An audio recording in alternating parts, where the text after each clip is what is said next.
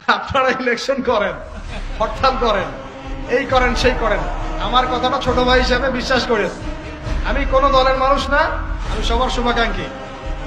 এই বাংলাদেশ ঈসা আলাইহিস সালাম শাসন করবে, এই ভারত ঈসা আলাইহিস সালাম শাসন করবে, এই জেরুজালেম ঈসা আলাইহিস সালাম শাসন করবে, এই আরবের যত কান্ট্রি দেখতেছেন সবগুলো ঈসা আলাইহিস সালাম শাসন করবে।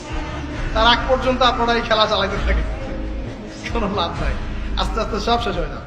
এখন একটা মজার প্রশ্ন, এই প্রশ্নটাই শেষ করি। ইমাম মাহদী আবার কখন আসবে? আমরা তো বুঝলাম ইমাম মাহদী আসবেন, তারপরে দাজ্জাল, তারপরে ঈসা আলাইহিস সালাম, তারপরে খেলাফত, এই তো। ইমাম মাহদী আবার কখন?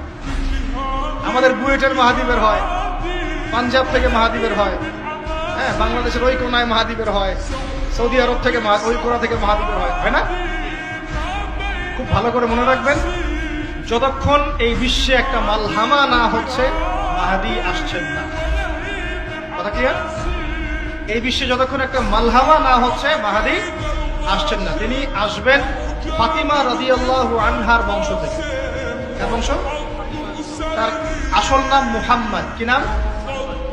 তার নাক উঁচু, নাক একদম উঁচু, খাড়া, কপাল চওড়া, চেহারার গড়নটা আমাদের নবী সাল্লাল্লাহু আলাইহি ওয়াসাল্লাম।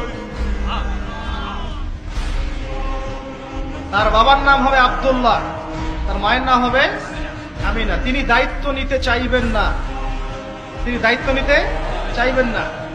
তিনি দায়িত্ব না নেওয়ার জন্য মদিনা থেকে পালিয়ে মক্কায় চলে আসবেন।